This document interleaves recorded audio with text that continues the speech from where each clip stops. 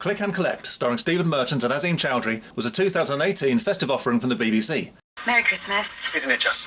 The team behind it has some strong comedy credentials, but was it a good Christmas film, and did it play the dirtiest trick a Christmas film ever played? Stand by for spoilers and for unflinching opinions. Pardon me? I'm going to praise its comic leads, present examples of its humorous dialogue, marvel at its brevity, also bemoan its brevity, lament its flaky storytelling, tut at the unsympathetic main characters, and ask to what extent it succeeds in the tricky task of both criticising and buying into the over-commercialisation of Christmas. On this channel, I critique storytelling from the page, the stage and the screen. If that's your vibe, hit subscribe. Let's get into it. What kind of operation are you running here? It's worse than the mob. Synopsis. Stephen Merchant's character Andrew is dispatched to a toy store in his hometown of Bedford on Christmas Eve to collect a pre-ordered toy unicorn for his daughter, but refuses to pay the higher than first quoted price and goes home with a Toys R Us chemistry set instead. No, I think it's supposed to be 40 something. It was $44.99 when she reserved it, but she didn't pay for it then, so now it's $64.99. Here in the opening scene is the beautiful Tala Govia, subsequent star of ITV's MacDonald and Dobbs detective series, giving a beautifully dry performance as the unsympathetic store assistant. I'll let the invisible hand of the market deal with you. I don't know what that means. But sadly, it's a cameo. We never see her again. Merchant gets to do his puffed up, indignant consumer shtick, which is funny. It's worse than the mob. No? 3 words. Toys R Us. But given that the whole film is essentially a two-man show, and he's the normal one, who we're supposed to relate to, he's already coming across as a bit of a dick. It's obvious from later scenes that he's comfortably off, has a big house, a white-collar job, he could have afforded the toy. Is the beleaguered staff member seen slaving away on Christmas Eve wearing the same uniform as the other 2 drudges who come into the shot the same person who sets the store's pricing policy? Almost certainly not. So it's an older, richer, whiter person bullying a younger, poorer, blacker one. Well done film, your lovably quirky protagonist has been introduced. Also, the explanation for the price discrepancy is that Andrew's wife Claire has merely reserved the product online, she hasn't paid for it. The retailer, it is implied, has bumped up the price in the intervening period, profiteering from the fact it's become the must-have toy of the year. But if you think about it for a second, that's not how retail works in the click and collect era.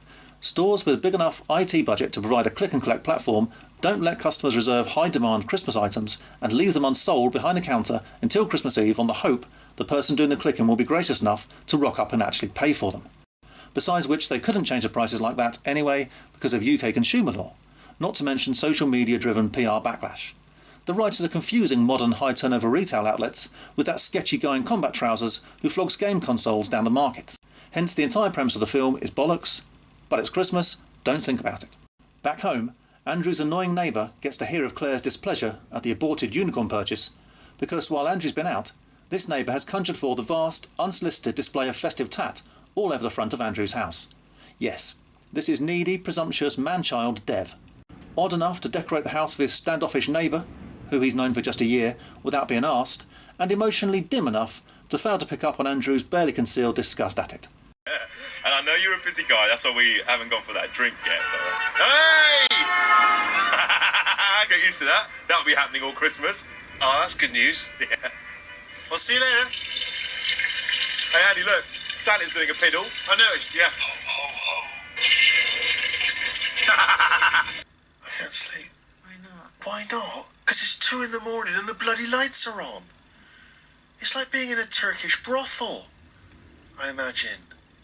Oh, and also gullible enough to believe Andrew's fraudulent subsequent excuse that a council have asked him to deactivate the dazzling display following a complaint. Well, who complained? Yeah, hiding behind anonymity. Council. Andrew's lights go off. I think Dev's lights stay on, but is there anyone at home? But Dev isn't going to let this lie. He'll be back any moment. There's just enough time for Claire to make this gag about wafer-thin ham. Not need to bring a ham. No, don't bring wafer-thin ham either. It's not the thickness of the ham that I'm objecting to. Which the internet and I haven't forgotten comes from the BBC's own millennium-era sitcom, The Royal Family. It's a signature line. Why even try getting away with bothering it? Sling it in and give a nod to the source by all means. I'd approve of including it. But they didn't bother. Odd choice. While I'm already taken out of the story by Dev's idiocy and the recycling of the wafer-thin ham joke, I also get to thinking, doesn't Claire look a bit young and glamorous to be married to Andrew? He's not coming across as a particular catch and is being played in his normal awkward, angular fashion by Stephen Merchant. I looked it up, and Sophie DiMartino is a full 9 years younger than Stephen Merchant, so yes, I think she is a bit young and glamorous. Just saying.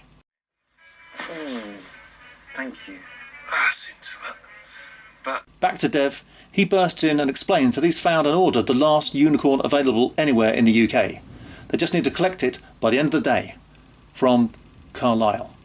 Here's the man with a plan. Brown Santa here to the rescue. Are you perchance still in the market for a sparkle hoof? Some more nice dialogue between Andrew and Claire. This is where the film is strongest, letting good comedy performers make the most of some nicely written comic exchanges.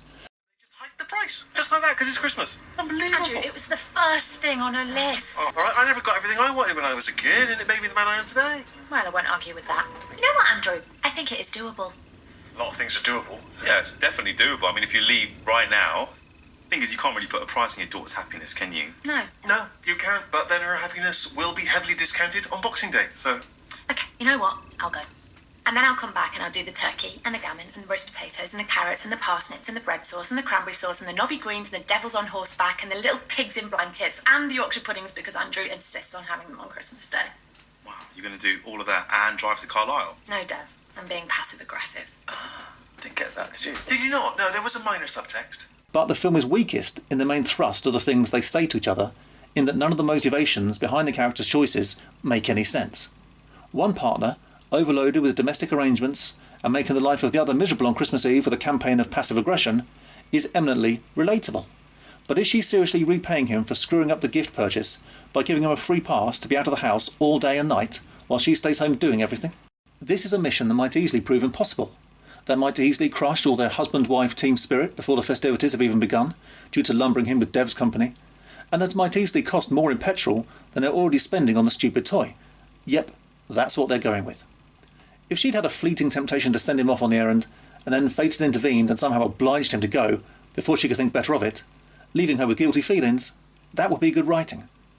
Her thinking it a straight-up solid idea leaves this, the film's third main character, as another one we can't really invest in.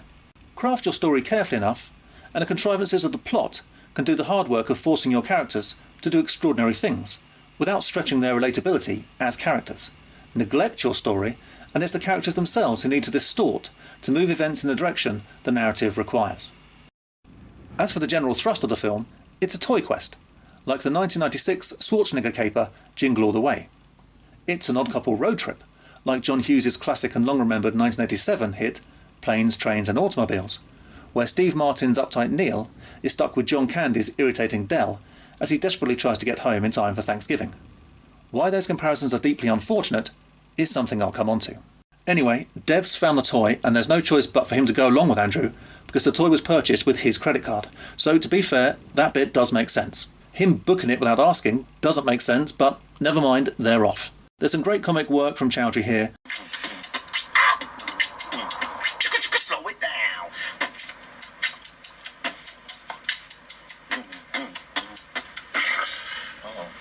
Wasn't expecting the shotgun. Yeah, and that's all self-taught. It's just YouTube tutorials. Oh, Steph! Oh, that's the gas out of it now. Steph! Sorry. Oh, do the wipers. They're on the outside, Deb. Oh, God, yeah. Sod's law. You've got some on your glasses. Deb, I'm trying to drive. Sorry. But every cheap laugh, every moment of him doing things that are random, stupid and barely credible dilutes our interest in them as characters, and thus dilutes our emotional investment in their endeavours. Let's hope they don't try to switch gears near the end and give one of these clowns a moment of heart-rending dejection. Casting the character of Dev so unambiguously in the role of clown is bad news because, for one thing, Andrew is mostly a grumpy arsehole, so who are we meant to be sympathising with? It's bad news for a second reason, which is that their escapade is the entire story. Even a 22-minute episode of the sitcom Seinfeld would generally have a B and C subplot woven through it, that generally tied back into the main plot by the end. It makes for satisfying storytelling and stops our interest in the main narrative going stale. In Click and Collect, everything is A-plot. There are no other characters besides cameos.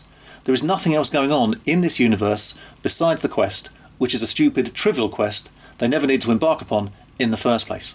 We get several examples on the road of Dev being limitlessly moronic, and yet Andrew trusts Dev's judgment enough to come off the motorway to seek a back route at his suggestion, and then drive through this deep ford.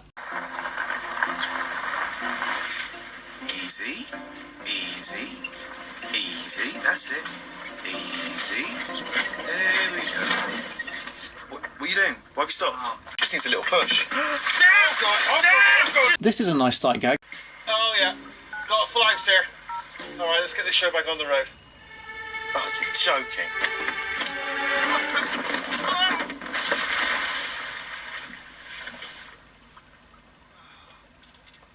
And it precipitates, a bit later, a good I saw your knob gag and a humorous costume change, so I get why the creators wanted Andrew to take a dip. But I don't understand why, in-universe, Dev takes off the handbrake. We never see them getting rescued. In the next shot, Andrew is back driving the car, naked.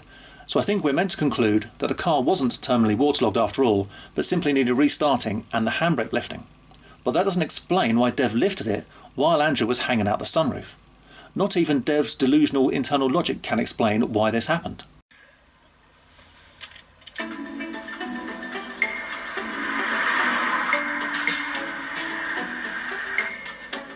Again, just very, very sorry. I should have waited. I just saw it and I thought, God. Anyway, listen, let's get these blowers on you. Let's get you dried up, huh? Also, just accidentally saw your winky there. When you can see the hand of the writer behind the actions of the characters, it means the writer hasn't done their job properly. In this film, the characters are practically translucent, and the writer's hands are never out of fucking shot. There you go. Got you something to wear. That's all they had in your size.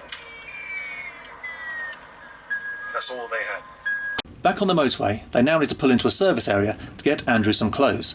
Again, nice visual comedy of the gangling merchant in an elf costume. Dev explains the quest to this lady serving at the burger counter. No, it's not needless reinforcement of this character's propensity to crap on to strangers. It's setting up a twist we'll get to later. Online, good neighbour. I only managed to find one, didn't I? Shut up. Click and collect. I honestly think it might be the last one left in the whole country. They also give money to a homeless man with a Santa-style beard. He too reappears later, but he didn't actually need to. Easy enough for them to have just found a drop coin or two in an amusement arcade, so they could have reached the same plot point without him, if they hadn't needed to hammer home a thematic conclusion. If you're wondering, it's the only thing in my size. This card machine's not working. Just give me a sec. I'll go look for another one. Yeah, no worries. Before departing, they stop at the busy filling station. I'll pump, you queue up to pay, suggests Dev, presumably in order to claw back some of the time they've just spent titting about inside. Inexplicably, Andrew immediately goes along with the suggestion. Inexplicably, he doesn't tell Dev, OK, make sure you fill it with petrol, before he heads to the counter. Inexplicably, Dev doesn't check what fuel it takes, but just assumes it's diesel, even though statistically, that's the far less likely option of the two to choose from when fuelling a mid-sized UK domestic vehicle in 2018. Turns out, can you believe, he should have picked petrol. And inevitably, as darkness falls, the car is once again immobilised, still at the margins of the service station. Right, next stop, Carlisle!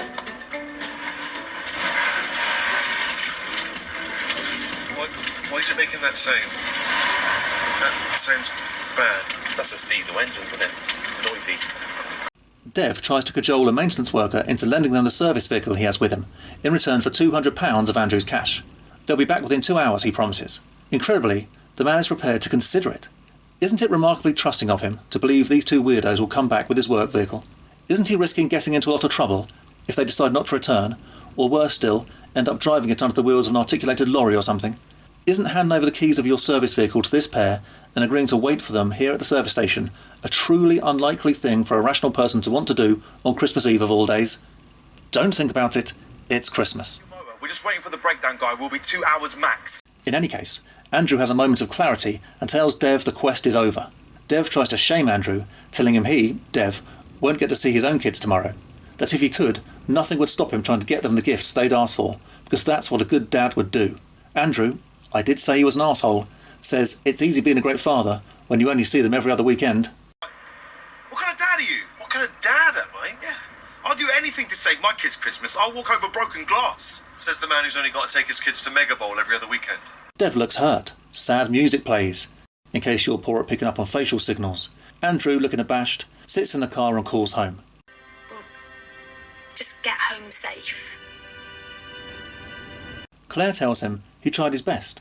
If this tale took place in a reality in which people experience the same emotions as real-world humans, She would probably be feeling incredibly guilty and anxious about him, now being stranded 1 hour from Carlisle and hence a full 3.5 hours from home, with no working car and only a proven idiot for company.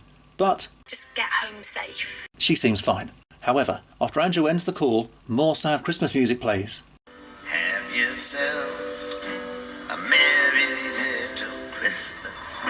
And a change of heart must ensue as the next thing, this happens.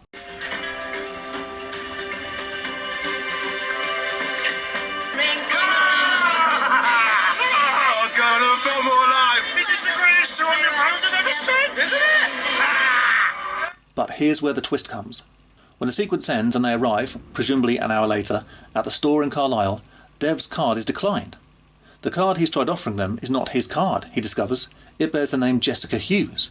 Yes, the woman from the burger joint switched cards with Dev earlier and has used Dev's card to collect the unicorn toy. She's there right now, no less. She sees them and flees the store. Hold on a minute, this isn't my card. It's Jessica Hughes. Merry Christmas. That's Jessica Hughes. Sorry, excuse me. Taking Dev's card and Andrew's dreams and Andrew's daughter's unicorn toy with her. That would be a neat twist if the motivations of the devious Jessica stood up to the slightest logical scrutiny. She can't snatch the toy for her own child without dashing the hopes of another, nor without needing to swap bank cards with her Mark, hence divulging her name and banking details to her victim, in addition to them already knowing her place of work. It is a crime, in other words, that she cannot possibly hope to get away with. Even if the victims chose not to involve the police, nor to turn up and menace her in person, they could, at the very least, email the outlet and get her fired. This story is so simple and has so few characters, it should have been child's play to keep a tight rein on matters of logic and consistency, but it starts to feel as if every single beat of the plot is predicated on someone doing something completely implausible and idiotic, which, to be clear, I dislike. Andrew's next move is either a perfect example of that thesis or a brilliant example of sunk cost fallacy, because Dev suggests they go back to the service station to extract an address for the burger joint fraudster from her colleagues, and by this point Andrew is so far gone he's up for it. To give Jessie this Christmas present, it's for her kid. I even hired a giant elf. You wouldn't have her address, would you? So back they go, still in the buggy, where Dev then uses a display box present and his 7-foot elf companion to finagle an address out of one of Jessica's colleagues. Why would she give up her colleague's home address to this pair of oddballs, without even trying to phone her first to check their story? It's Christmas. Don't think about it. This is a great joke for anyone who loves British comedy drama of the 80s and 90s era. That was amazing. Honestly, and I don't say this lightly, you reminded me of Lovejoy. Thank you. Not sure how well it would play with millennials or an overseas audience, but never mind. Off-screen, they appear to have returned the buggy to its owner, and a recovery service appears to have fixed Andrew's car in 2 hours without him even being there to unlock it or to help to confirm to the mechanic that it's his vehicle, because the buggy and the diesel in the tank are never mentioned again.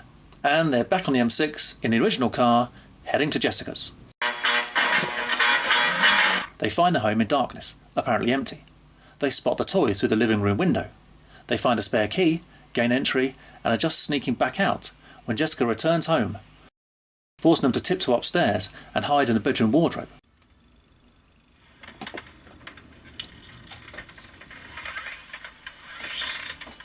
Jessica is saying goodnight to someone. They emerge to find a cute little girl, clearly recently home from a stay in hospital, surrounded by unicorn posters and medical paraphernalia. With their hearts full of pity, they leave the toy near the bed and retreat back to the car. They agree, seemingly while still sitting outside the home in the stationary car, that the quest is over now, that they'll grab a cheeky burger and head back to Bedford. How they get back out of the house without encountering Jessica is unclear. Even if they're happy to leave the toy for her daughter, wouldn't Dev want to reclaim his credit card and give Jessica's back to Jessica before embarking upon the epic drive back home? Why had Jessica brought the toy home and then seemingly left her sick young daughter alone in the house? Does she get left there all alone all day, while Jessica sells burgers to people at a motorway serving station? Was that why she fell sick in the first place? Neglect? Why does none of this fucking bullshit make sense? Don't think about it. It's Christmas. So, home they drive and, would you know it, they end up at the same service station where they first met Jessica. These places can all look alike, but this is definitely the one because homeless Santa is still lurking about. Also, The array of arcade games, dance machine next to yellow motorbikes next to pink claw machine, is exactly the same as seen earlier. This is odd. Firstly, surely they'd be sick of the place by now. Secondly, from the establishing shot, when they first arrive, we see these services are accessed directly from the northbound M6. It seems to me that to return there on their homebound journey, they'd need to come off the southbound motorway and make a special trip back northbound to get to the same venue, and then head north once more on their departure until they could exit the motorway and loop back round to travel south, which in the real world is fucking insane, and in this film is about par for the course. Despite the fact that they are hours from home on Christmas Eve and it's getting really late, Andrew cheerfully agrees to devote some time to playing arcade games with Dev, because all sense of character consistency is now over. But when retrieving a fugitive dropped coin, Dev notices the claw machine contains a unicorn toy, which is a miracle in itself, what with this having a retail price of over £60.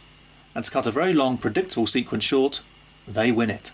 But only after a cash contribution from homeless Santa, who stumps up some coins for the final go, allowing him to deliver the message of the movie that every child ought to get what they want at Christmas.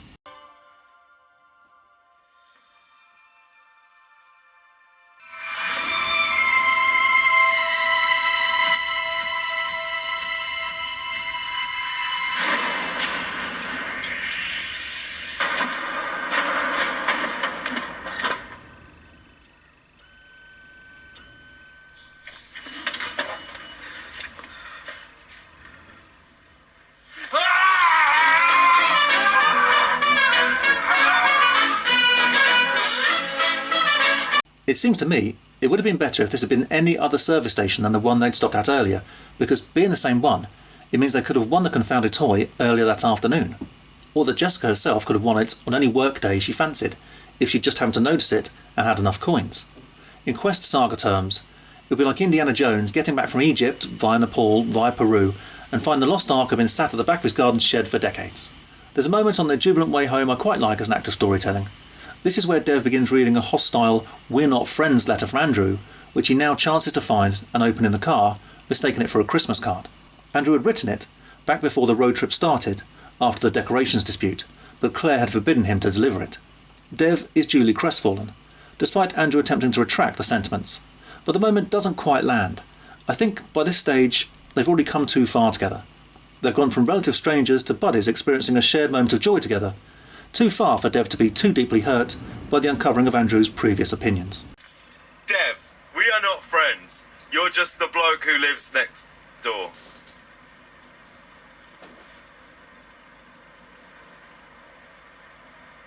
What happened was I wrote that just late at night and I hadn't really slept much. They share a subdued farewell when eventually getting home, but Andrew now finds he can't sleep without Dev's garish lights being turned on. Sure enough, Dev's lonely Christmas day is saved by him getting an invitation to Andrew and Claire's big gathering, where the daughter plays happily with her new unicorn toy and Dev asks for a soft drink in a way no human has ever done before. Get used to that. That'll be happening all Christmas. This is Dev. He lives next door. And he's my friend. Daddy, look, Sparkwood wants to play. Oh, brilliant. Dev, what are you drinking? I'll just have a pint of fizzy lemonade, please. Oh, don't let him open the bottle. The bottle fizz last time.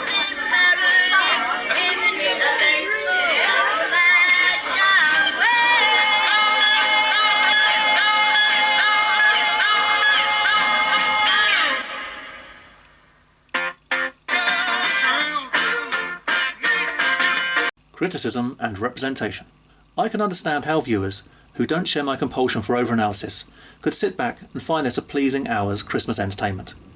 But in my defence, this compulsion of mine to critique only kicks in when I'm watching an offering whose flaws are constantly overwhelming its charms, and whose quirks keep throwing me out of the storytelling experience rather than drawing me in. Here's an example for comparison. Putting aside the debate about whether or not Die Hard is truly a Christmas film, I think there's a consensus that it is a great action film. It's a gripping, charming, lovable piece of cinema you can enjoy again and again.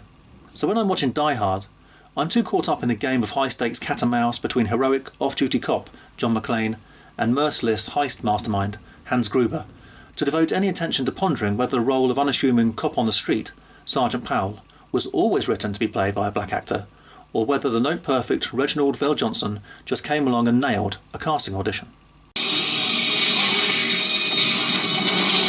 just destroyed a building. I am in charge of this situation. I got some bad news for you. Come up here, then look like you're in charge of Jack. He is alone, he is tired, and he has to see his dishes washed from anybody down.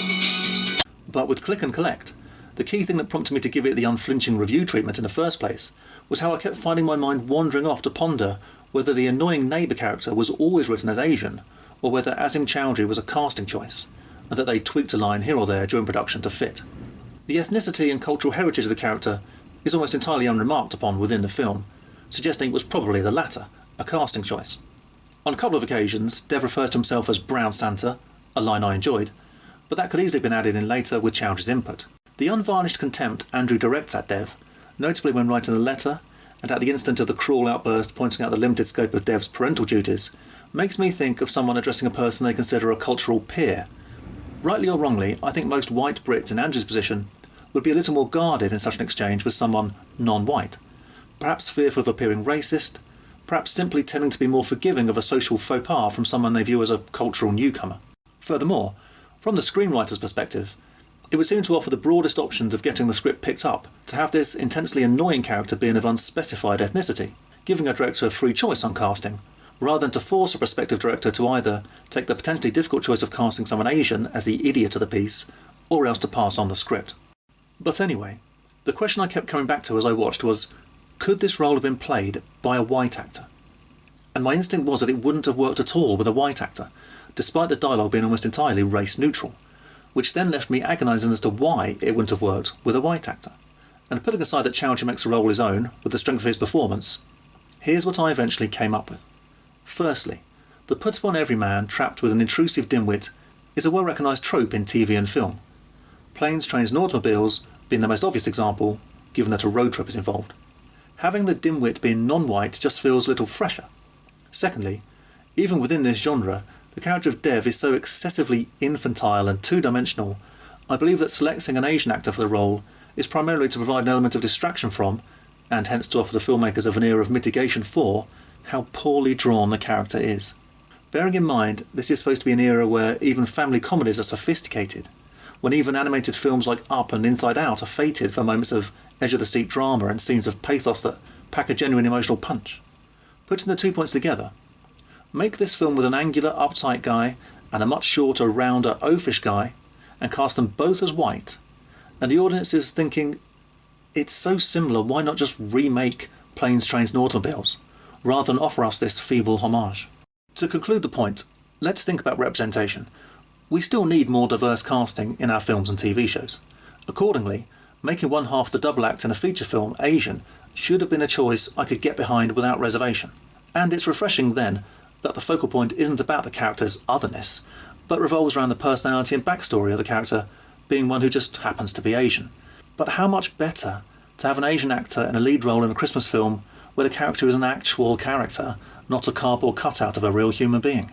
How can I cheer for representation when I have the creeping feeling the actor's ethnicity is operating, intentionally or otherwise, as a fig leaf to cover the staleness of the premise and the inadequacies of the story?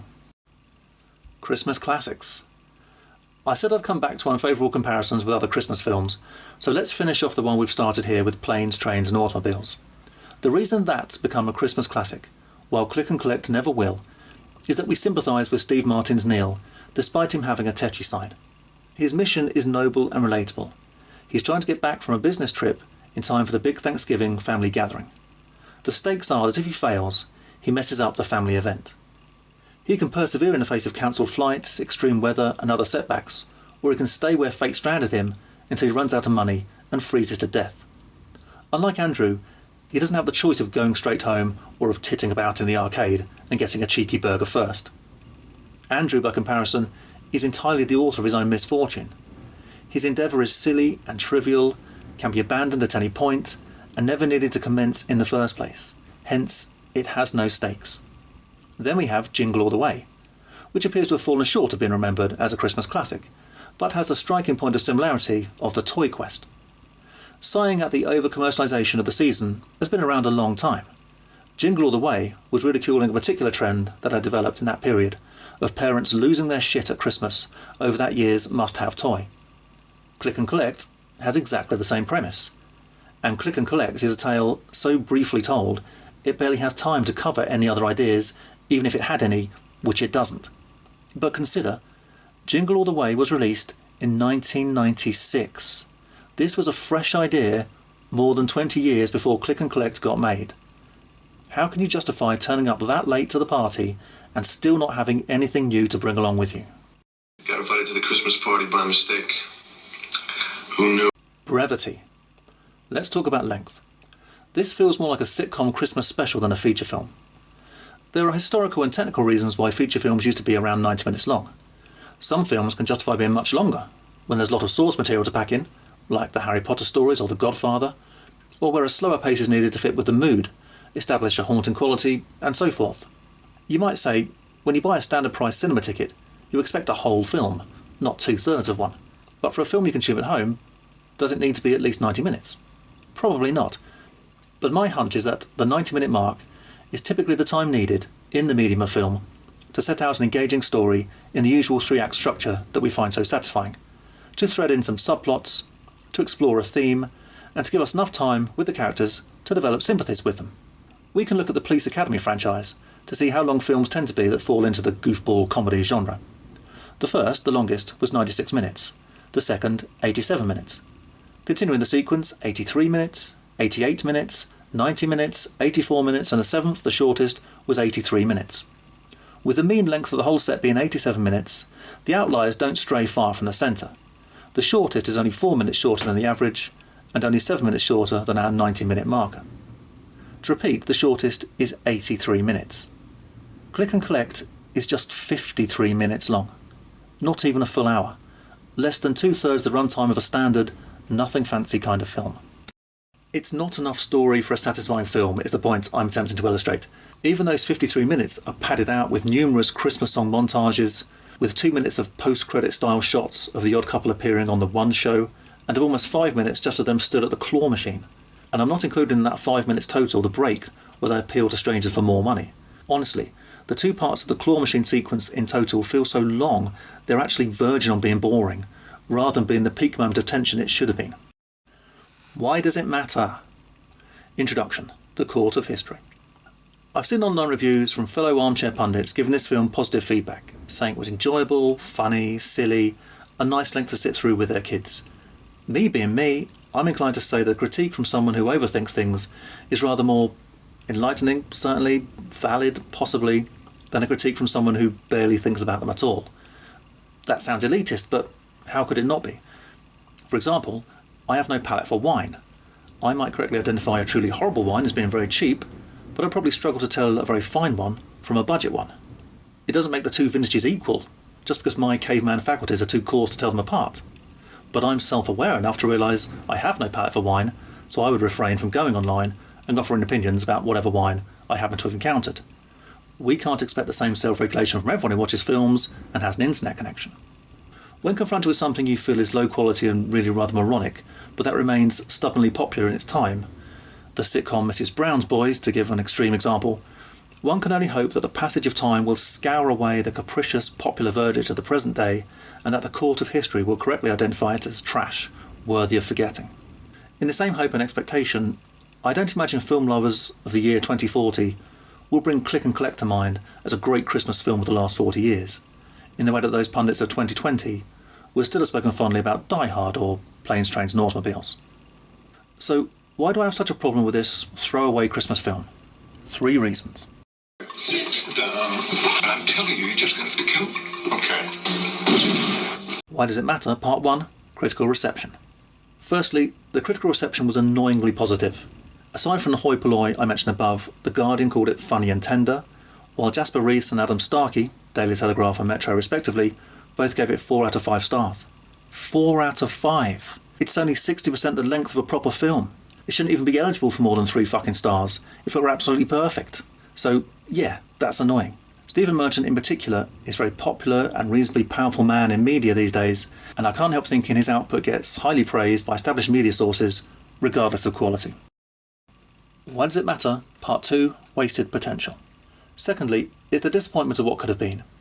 When a public licence fee funded organisation like the BBC produces a Christmas film, it can afford to take some commercial risks in pursuit of artistic quality.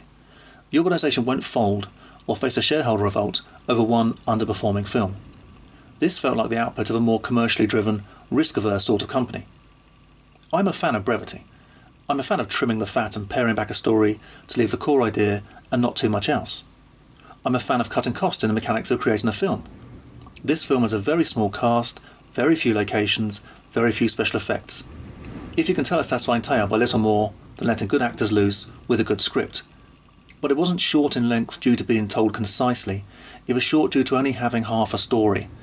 And it doesn't take a large investment of money to let a competent person review a script and advise you that it's too short, that it's populated with cardboard cutouts rather than real characters, and that it's riddled with plot holes. In terms of the cost involved in making a film, that bit is virtually free. If you want to pair up Chowdhury and Merchant in a deliberately low-budget Christmas romp, fine, I've no problem with that, but give them something better to work with. Worst of all is that in addition to always delivering the goods as a performer, and have been feted for his comic output with Ricky Gervais in shows like Extras and The Office, Merchant has proven himself, with his 2021 comedy thriller show The Outlaws, to also have a mastery of telling long-form stories with an engaging, diverse set of characters that are both uproariously funny and inherently dramatic, while offering interesting social commentary. And the clear ground between that sort of quality and this piece of work is unfathomably gaping. Joe Tucker and Lloyd Wolfe wrote the screenplay, which was directed by Ben Palmer. I can see online from the usual sources that the latter, in his early 40s at the time of release, has an extensive catalogue of directorial work, including 2 seasons of the In-Betweeners sitcom and the subsequent In-Betweeners movie. Tucker and Wolfe, slightly younger, are an established writing duo and also have backgrounds in stand-up and comedy performing. So with that sort of talent and experience on board, and the BBC's resources and drive for quality behind it, this should have been so much better. Why does it matter? Part 3, Thematic Conclusion. Put yourself in Andrew's position in that toy shop. The right thing to have done would have been sticking to his guns and saying this toy is a piece of trash. A chemistry set is far better. How horribly spoiled must our daughter be, he could have argued. How pathetically brittle is our family cohesion. How enslaved have we become to the toxically pervasive marketing of toys by soulless multinational corporations to our children, if there is no option but for me to undertake this ridiculous journey to get the unicorn. His wife and his neighbour are both ghastly, retail-addicted simpletons. Andrew was right all along, so that is what he should have done. The wrong option was to admit he made a mistake but try to make up for it to his daughter and wife in other ways, and to be more welcoming to his neighbour. The absolutely insane option was to drive to Carlisle on Christmas Eve. So how can we root for him? You cannot root for a character whose quest is both self-chosen and unbelievably stupid. But that's the only option the film has to offer us, so we have to live with it and smile along while the film makes a ham-fisted attempt to tell us that this was the most Christmassy and hence correct thing to have done. It pays lip service in the opening scene to the idea that Christmas is horribly over-commercialised, and then spends the rest of the film intimating that good parenting involves tearing up the road network with scant regard to road safety and no thought for the environment to purchase whatever crap our kids have been brainwashed into thinking is going to make them happy. Culminating in homeless Santa telling us, as a choral version of Silent Night mystically comes into hearing, every child ought to get what they want at Christmas. No, bollocks to that. If a child wanted the 15-inch zombie knife and knuckle dusters, should we put that in their stocking? Conclusion. So to sum up, this was a film that had 2 great comic performers, putting good levels of zing into some decent enough verbal exchanges, but overall, it failed to fulfil its potential. It was a poorly conceived, under-length story, full of plot holes and unrelatable characters that pretended to pour mockery on the tyranny of toy marketing, but then backtracked and tried to make us think that buying must-have toys for our children at all costs goes hand in hand with good parenting. And most annoying of all, no one seemed to recognise what a dirty trick it had played on us. Put your brats to bed early and go and watch Die Hard. Within this skyscraper high above the city, 12 terrorists have declared war. They're about to be taught a lesson in the real use of power. They're as brilliant Because I am interested in the $640 million in your vault. They have already killed 1 hostage. This channel is reserved for emergency calls only. Sorry that you are most promising for a security guard. Sorry, wrong guess, honey. Would you like to go to double jeopardy? Do you really think you have a chance against us, Mr. Coward?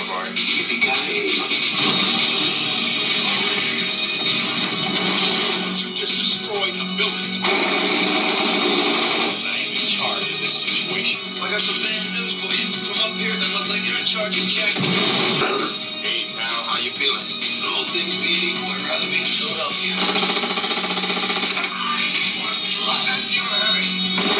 Only John can drive somebody that crazy. He's an easy guy to like. Come out to the coast, we'll get together, have a few laughs. And a hard man to kill.